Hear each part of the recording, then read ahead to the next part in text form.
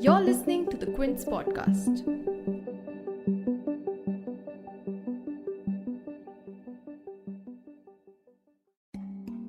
It's day 36 of the ongoing Russia-Ukraine war, and a lot has happened in just this past week. From Russia and Ukraine coming to the negotiation table in Istanbul to Russia announcing for the first time that it will be reducing military presence in Kyiv and surrounding regions, to Ukraine pitching the idea of declaring itself a neutral nation to end the war. While the peace talks have offered a glimmer of hope, there have been no breakthroughs yet. The two nations at war, however, have decided to resume peace talks from 1st April. Over the past month, we have seen how the severe sanctions slapped on Russia has affected not only its own economy, but the world. Price of crude oil and natural gas has been spiking almost daily, and we in India can also feel this impact. In the past 10 days, the price of petrol and diesel has increased 9 times in India. While India has supported calls for a ceasefire and a diplomatic solution, it has so far abstained from every vote for draft resolutions condemning Russia. This fence-sitting has also led to a growing unease on the diplomatic front for India, with Germany, Australia and the US critiquing India for its stance. What may have made matters worse is the 2-day visit of Russian Foreign Minister Sergei Lavrov to New Delhi on 31st March. The agenda of this visit is not public yet, but it does put India in a tricky position, especially with the fellow Quad countries. So in today's episode, we go through the recent developments in the ongoing war and what this signified. Joining me today to unpack this is our regular guest and a friend of the show, Professor Harsh V. Pant, the Director of Strategic Studies at the Observer Research Foundation. You're tuned in to The Big Story, the podcast where we dissect the headline-making news for you, and I'm your host, Himmat.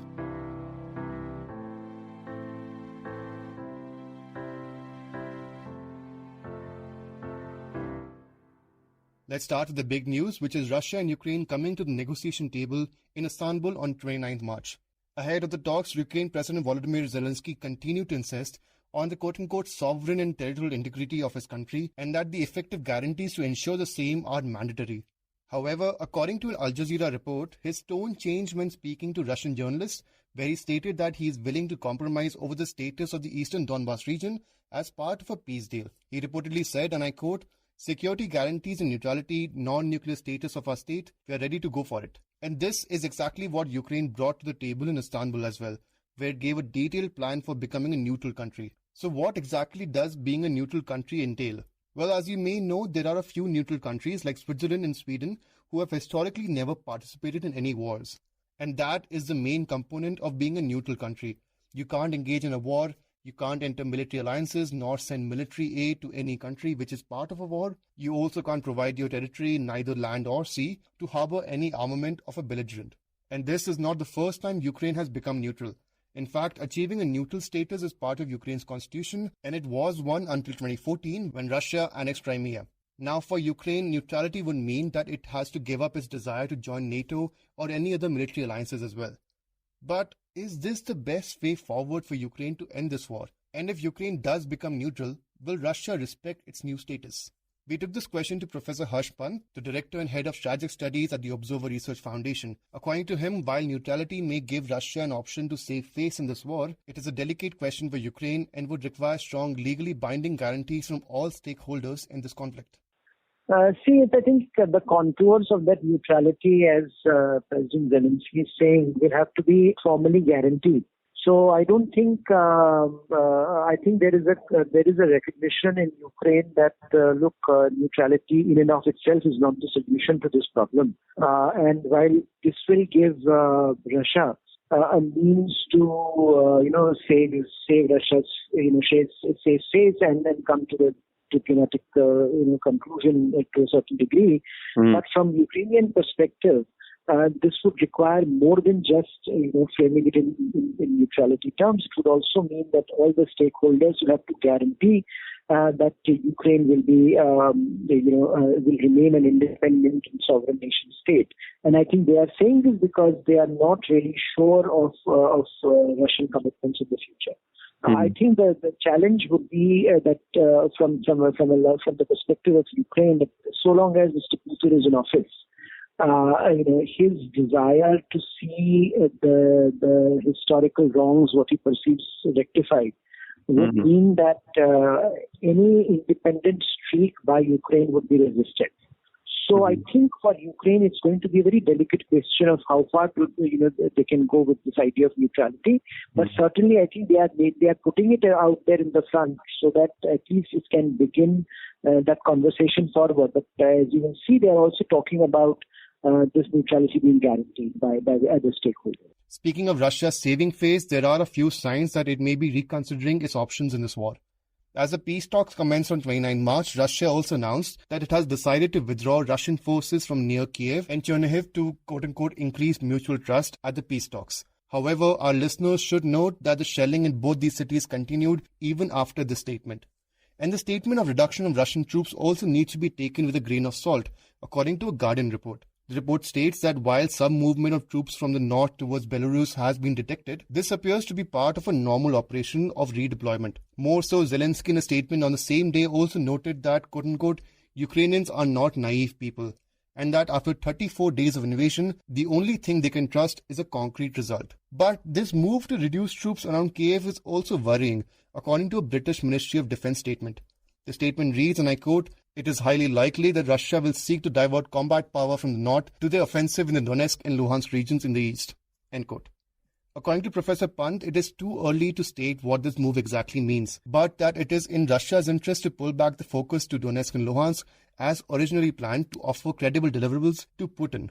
Well, I think it suggests two things. One is that there is a need to regroup and there is a need to refocus their energies on some credible deliverables. And I think in Donetsk and Luhansk are the areas where they would like now to focus. I think they've seen that expanding it to whole of Ukraine is not giving them any advantage.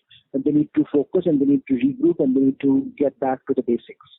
But it also, I think, is something a bit too early to say that they would reduce the air campaign or they would, I think Ukrainians have said that they don't believe what the Russians are saying.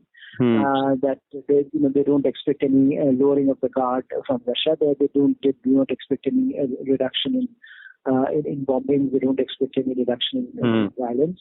So I think this can also be something that is for public consumption. That look, we are willing to give peace chance. We are willing to give diplomacy a chance, especially at a time when the negotiations have just started. And then let's see how far those negotiations go. I mean, unfortunately, negotiations have not gone anywhere. I think we have had a statement from the Russians themselves saying that they are not very hopeful about the negotiations. So I think it's a question of also shaping the public narrative because the public narrative has gone against Russia. So my sense would be that I would not read too much into this statement at this juncture unless there's something dramatically over a sustained period. We see a reduction in air campaign. Yeah. Over a sustained period, we see a decline in fatality, in violence. In hostilities. I think unless that happens, it would be perhaps in my own sense would be overestimating what Russians are trying to convey. And Putin himself, according to US and EU officials, has been quote-unquote misinformed about the reality of the war and how the Russian army is performing in this war. The White House on 30th March in a statement said that quote-unquote, "We believe that Putin is being misinformed by his advisors about how badly the Russian military is performing and how the Russian economy is being crippled by the sanctions because his senior advisors are too afraid to tell him the truth." End quote. The same assessment was also made by Sir Jeremy Fleming, the top boss of the British spy agency GCHQ. In a speech in Australia on 30th March, he stated that, quote-unquote, "It's become his, meaning Putin's, personal war, with this cost being paid by innocent people in Ukraine and increasingly by ordinary Russians too." End quote. The Kremlin so far has not responded to any of these assessments, but its silence does pose the following question. Given Putin's influence and the power over the Russian army and the country itself, is it possible that he's being placed in the dark? According to Professor Pant, it's not surprising that such assessments are being made since Putin has potentially surrounded himself with yes men. However, he adds that an independent assessment needs to be made on Putin's tactics so far. It tends to happen often. It's not surprising if this is happening. Of course, these are intelligence assessments from countries which are largely at this area. So you have to take it with that. When you are making an independent assessment, you have to be very clear in your mind that this is not an independent assessment.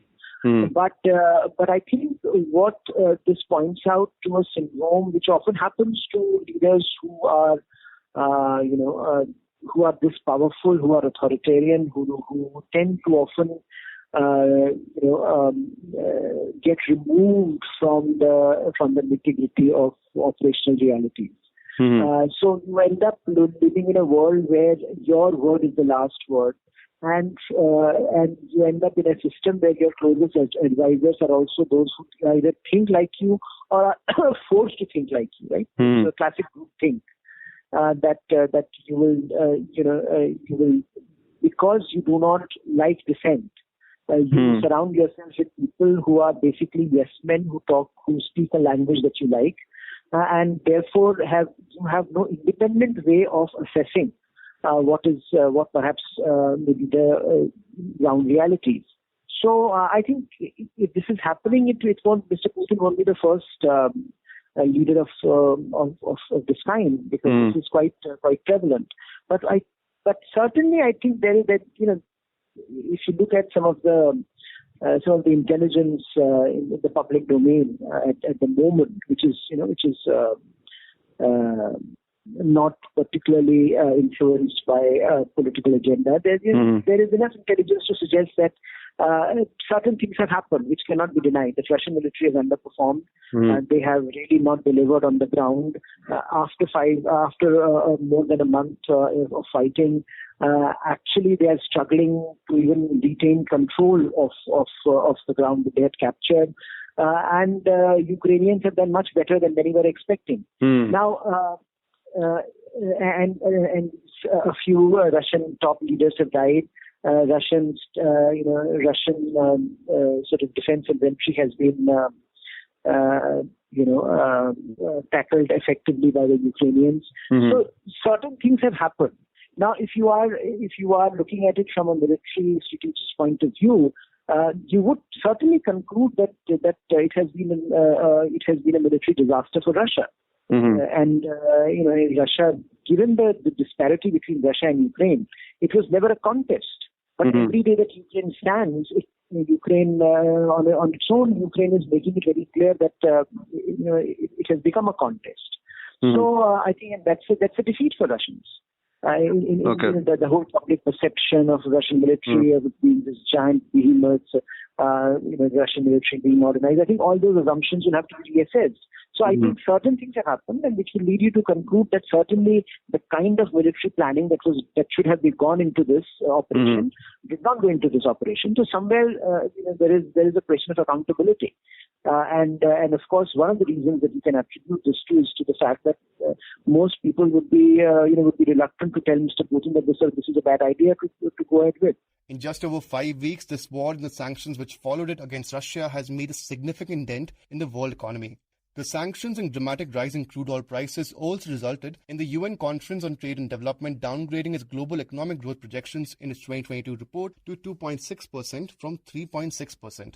The slowdowns are not only expected in Russia due to the sanctions, but also in parts of Western Europe and across Asia. And it has also hit home in India. While the centre in its recent budget forecasted the economy to grow at 6.7% this year, the UN has slid this projection to 4.6%. Now, on the diplomatic front, it's been quite busy for India in the past few weeks. India has been facing pushback for its middle ground stance on the war so far, and navigating this neutral stance became all the more tricky after visits from both the Chinese and Russian foreign ministers to India.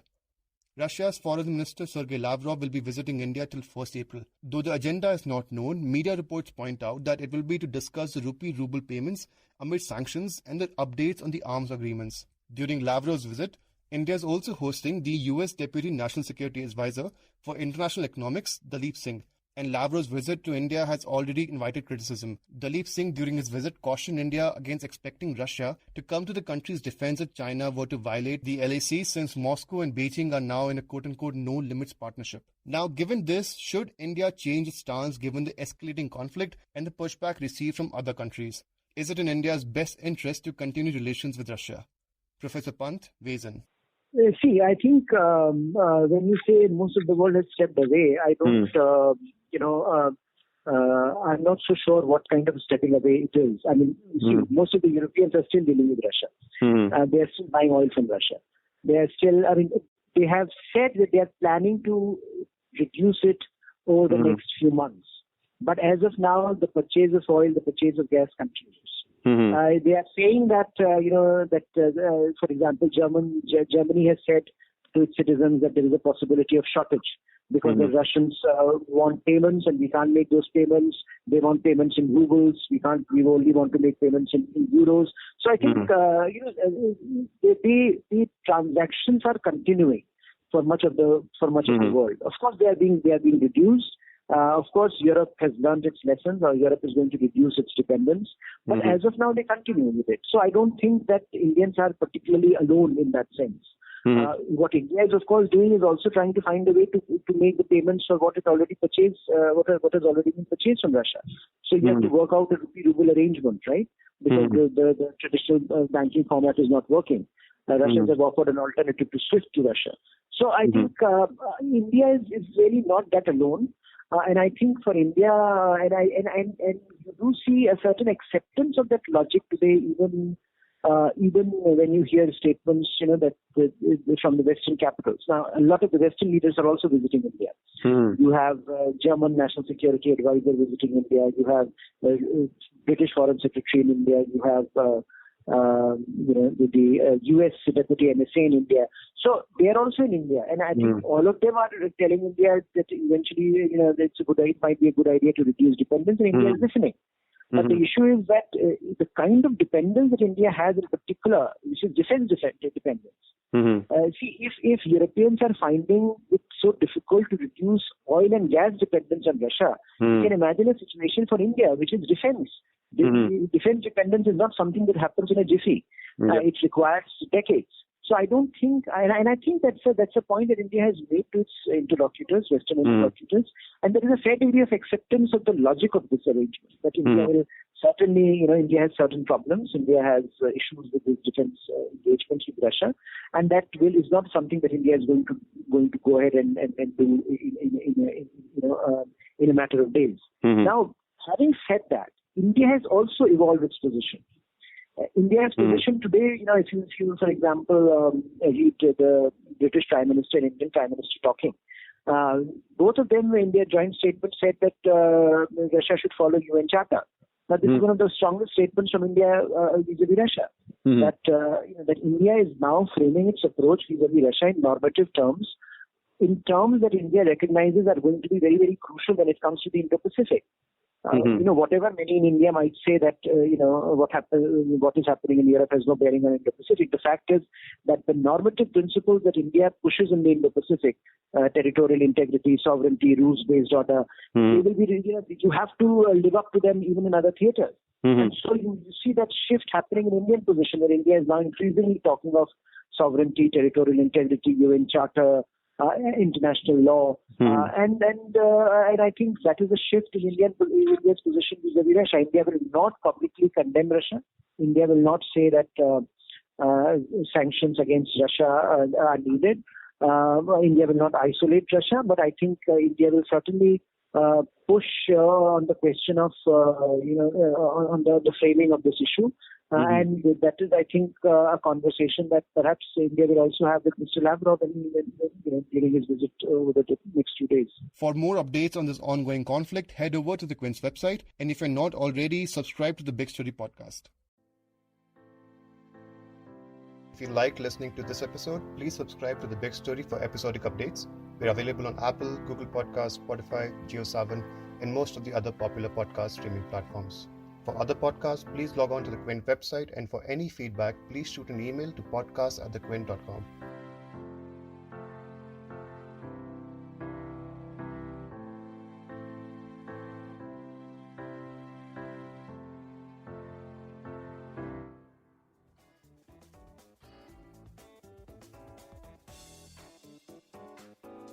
Thanks for listening. Log on to the Quint's website and check out our other podcasts.